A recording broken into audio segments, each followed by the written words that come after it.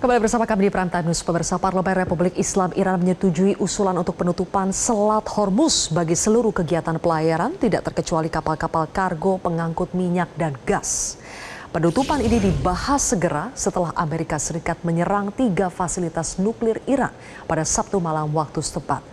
Dalam keterangannya yang disiarkan televisi Iran Press TV, anggota Komisi Keamanan Nasional Mayor Jenderal Esmaili Qosari menyatakan bahwa Parlemen Iran telah mencapai kesimpulan bahwa Selat Hormuz harus ditutup.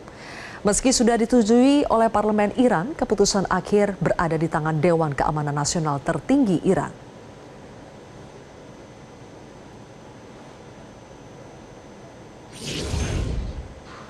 Pemirsa, Dewan Keamanan Tertinggi Iran sedang menimbang untuk menutup Selat Hormuz yang merupakan jalur perairan strategis bagi 20% minyak dan gas alam dunia.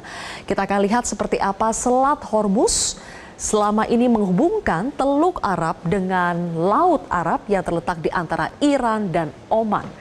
Parlemen Iran dikabarkan sudah menyetujui penutupan dari Selat Hormuz ini. Namun sekali lagi bahwa keputusan akhirnya berada di tangan Dewan Keamanan Nasional Tertinggi Iran. Mengapa rencana penutupan Selat Hormuz ini langsung memantik kontroversi? Karena tentunya sekali lagi Selat Hormuz ini adalah jalur perdagangan dunia yang begitu strategis. Ada berbagai macam komoditas penting yang melintasi Selat Hormuz ini.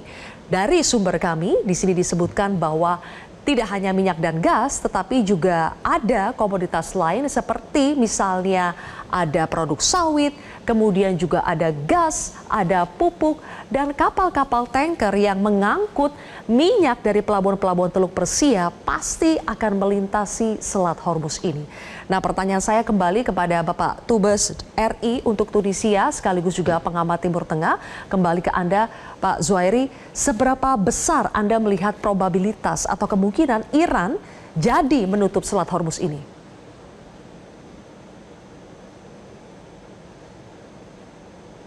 Pak Zuhairi, audionya belum dibuka, Pak.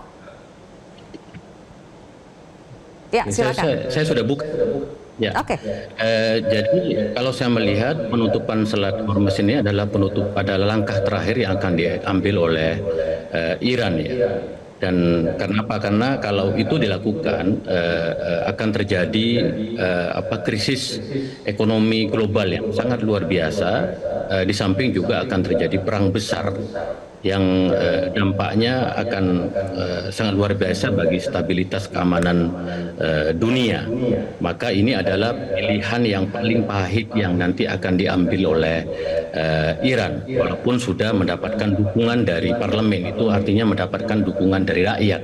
Nah, sekarang tinggal analisis dari segi keamanan, lalu kemudian analisis dari segi krisis ekonomi global. Karena yang terdampak dari penutupan Selat Hormuz ini adalah juga negara-negara besar, termasuk di dalamnya adalah China sebagai mitra strategis dari Iran. Nah, sekarang yang diambil oleh Iran tentu saja adalah pilihan-pilihan yang terbaik untuk situasi global yang lebih baik. Dan oleh karena itu saya percaya dan mengerti betul bahwa negara Iran ini adalah negara yang mempunyai disebut dengan kesabaran revolusioner.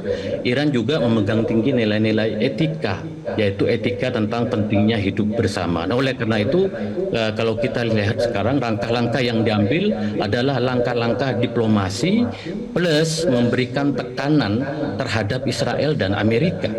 Nah, kalau kita lihat saat ini secara jujur Iran di atas angin karena apa yang dilakukan oleh Amerika itu melanggar piagam PBB, serangan yang ketiga pusat instalasi nuklir di Natan, di Fordo dan di Isfahan itu melanggar piagam PBB, juga melanggar tentang bagaimana dalam pengembangan nuklir. Oleh karena itu juga sekarang juga bagaimana apa yang dilakukan oleh Israel dengan menyerang Iran dan membunuh tokoh-tokoh penting itu juga sebagai pelanggaran besar, sehingga Iran saat ini lebih fokus untuk bagaimana memberikan pembalasan terhadap Israel. Nah sekarang tekanan yang sangat berat itu kepada Amerika dan Israel karena Iran tetap memilih jalur-jalur diplomasi. Bagaimana tidak terjadi deeskalasi. Yang diminta oleh Iran saat ini hanya satu, yaitu bagaimana Amerika menekan Israel untuk menghentikan serangannya karena Iran mengatakan kau yang memulai Israel dan kami akan akhiri. Jadi ini mudah-mudahan kita berharap jalur diplomasi tetap digunakan untuk langkah-langkah eskalasi walaupun hingga hari ini walaupun tadi malam relatif lebih tenang tetapi Israel masih melakukan serangan ke Iran dan Iran melakukan serangan balasan itu. Dan mudah-mudahan apa yang diambil oleh OKI kemarin yaitu tekanan dari beberapa negara terutama Turki itu akan juga memberikan desakan yang besar sehingga dunia kembali damai dan kita terhindar dari perang besar. Ya, baik. Terakhir, Pak Zuhairi, apakah Anda melihat sambil menunggu bagaimana hasil dari upaya diplomasi, sambil buying time, apakah Anda melihat ancaman untuk menutup Selat Hormuz itu bisa melemahkan serangan Amerika Serikat dan Israel ke Iran? Ya, sudah pasti. Karena seperti yang saya katakan, tekanan terbesar sekarang kepada Amerika dan Israel. Karena kalau kita lihat, di dalam negeri Amerika sendiri terjadi perdebatan. Jangankan Partai Demokrat, Partai Republik sendiri banyak menentang. Bahkan Bernie Sanders mengatakan langkah yang diambil oleh Donald Trump dengan menyerang pusat-pusat instalasi nuklirnya Iran itu adalah pelanggaran terhadap konstitusi.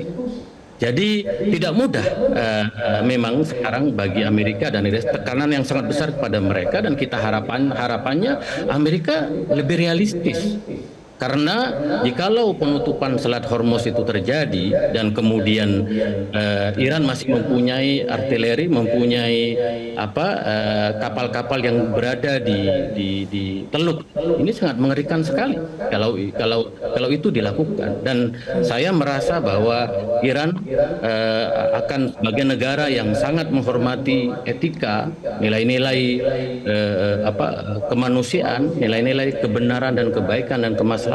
Iran memilih jalur yang lebih sedikit, yaitu bagaimana Israel yang selama ini mengganggu Palestina, mengganggu Libanon, mengganggu Syria, mengganggu Mesir, mungkin juga mengganggu negara-negara di sekitarnya, itu menghentikan tindakan. Hari ini kita masih melihat bagaimana 50 orang warga Palestina dibom. Warga Palestina ini sudah tidak punya rumah, tidak punya makanan. Ya, mereka betul-betul hidup dalam situasi yang sangat mengerikan, tapi masih dibunuh oleh Israel. Jadi saya kira bagaimana Israel akan terus melakukan tindakan seperti itu? Maka oleh karena itu setelah perang terjadi antara Israel dengan Iran ini, mudah-mudahan Israel bertaubat dan menuju jalan two-state solution dan memberikan kemerdekaan kepada Palestina. Karena peristiwa yang terjadi sekarang itu tidak pas dengan apa yang terjadi di Palestina saat ini. Baik, Pak Dubes Zubairi Misrawi, terima kasih banyak sudah bergabung bersama kami di Prime Time News hari ini. Jelajahi cara baru mendapatkan informasi. Download Metro TV Extend sekarang.